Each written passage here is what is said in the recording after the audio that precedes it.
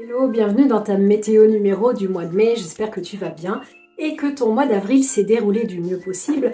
Un mois d'avril qui était un mois à l'énergie 5, qui parlait de changement, qui parlait d'audace, qui parlait d'expérimenter des choses, qui parlait de bouger, se mettre en mouvement, surtout si on était bloqué dans une situation. Donc je suis curieuse de savoir comment est-ce que tu as vécu ce mois.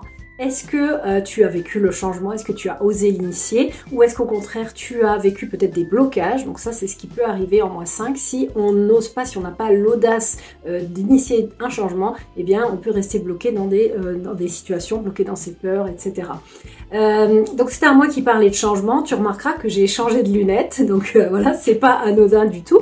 Et puis, pour ma part, j'ai eu à faire des choix audacieux dans notamment une situation où voilà, je me suis retrouvée bloquée et figée par mes peurs. Et en fait, le fait d'avoir fait preuve d'audace, finalement, en m'étant dit, mais écoute, puisque tu crois en ce que tu prêches, eh bien, si la numérologie te dit fais preuve d'audace et ça va marcher, eh bien, fais preuve d'audace et c'est ce que j'ai fait. Et donc, j'ai été récompensée.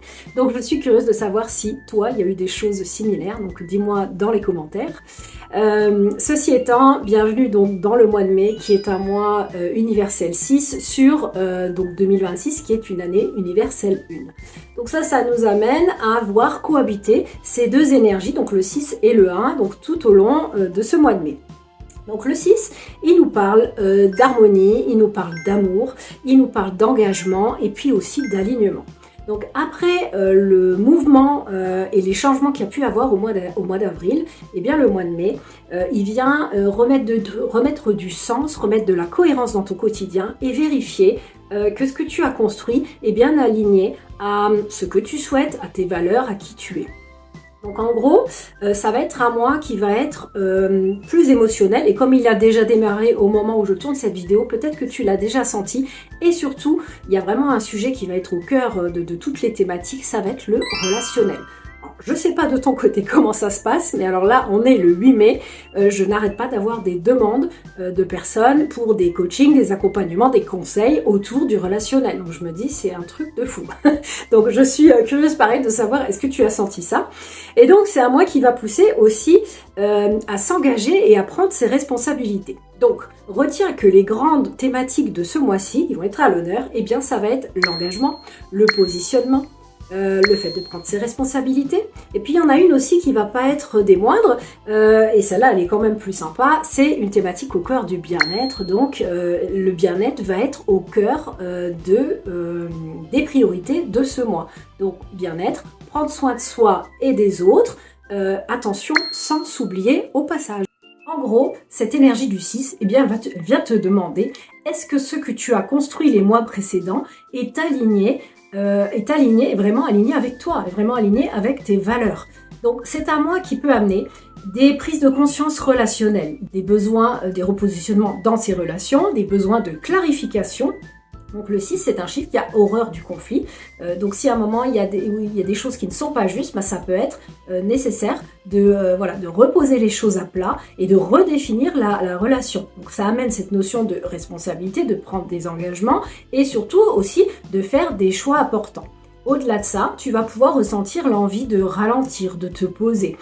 Ça, c'est toute la dimension bien-être. Donc, prendre soin de toi, prendre soin de ton entourage, prendre soin, j'allais dire, de ton cocon, de ta maison. Il y a un peu cette énergie un peu cocooning qui va avec le mois 6.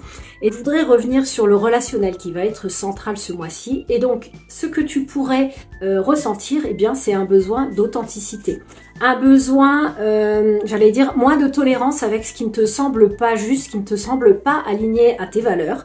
Et donc, ça peut aussi amener une envie donc de rééquilibrer certaines relations. Voilà, si tu sens j'allais dire, de la disharmonie ou en tout cas des choses qui ne seraient pas justes. Et donc, il n'est pas rare, sur un mois 6 par exemple, si on n'arrive pas à retrouver cette harmonie, le 6 adore l'harmonie, si on n'arrive pas à retrouver cette harmonie, eh bien que des relations s'arrêtent tout simplement. Mais c'est pas quelque chose de, c'est pas quelque chose de subi, c'est quelque chose de sain. C'est en gros, si on peut pas s'entendre dans cette relation, eh bien on va s'éloigner. En tout cas, il vaut mieux qu'elle s'arrête parce qu'on a besoin, parfois pour préserver sa paix, mais il y a besoin de s'éloigner de certaines personnes ou de couper certaines relations. Alors, le piège ce mois-ci, ou les pièges ce mois-ci auxquels tu dois être attentif. Le mois 6, le 6 est un chiffre qui a tendance à prendre beaucoup sur ses épaules et prendre beaucoup soin des autres en s'oubliant. Donc une chose à laquelle tu dois être attentif, c'est de ne pas de trop porter pour les autres et notamment de porter leurs émotions. Attention aussi à ne pas trop donner à ton entourage en t'oubliant au passage. Le 6, voilà, c'est un cœur sur pattes et souvent il peut avoir tendance à s'épuiser parce qu'il va se sacrifier pour les autres. Donc attention, on donne de l'attention à son entourage, à sa famille, mais sans s'oublier au passage. On se met quand même au centre des priorités. Pareil, dans les pièges ce mois-ci, eh bien, t'oublier pour maintenir la paix. Parce que là, ça voudrait dire que tu passes sous silence des choses qui sont pas justes, par exemple dans tes relations, des choses qui sont pas alignées, qui ne te respectent pas, et que voilà, tu esquiverais ça ou tu préférerais ne rien dire. Ça, c'est vraiment pas quelque chose qui va être aidant sur un mois 6. De la même manière, rester dans l'indécision, ne pas faire de choix, ça c'est un déséquilibre du 6, donc attention à ça. Voilà, d'où le besoin de s'engager et de prendre ses responsabilités que je te disais au début de la vidéo.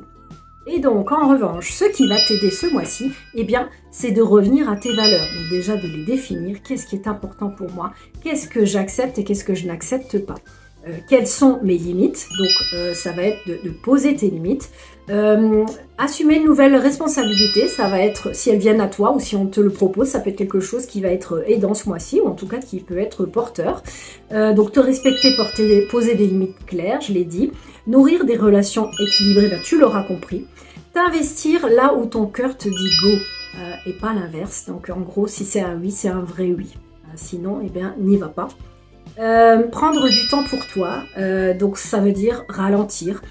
T'offrir des moments douceur, donc ça peut être, je sais pas, t'offrir un massage, t'offrir un soin spécifique, voilà, une bulle de bien-être. Tu pourrais aussi tu pourrais aussi te lancer dans une activité artistique, hein. Le 6 c'est aussi le chiffre du beau par excellence, le 6 c'est le beau en toute chose et donc le côté artiste, donc une activité artistique pourrait être très nourrissante ou voire une activité créative.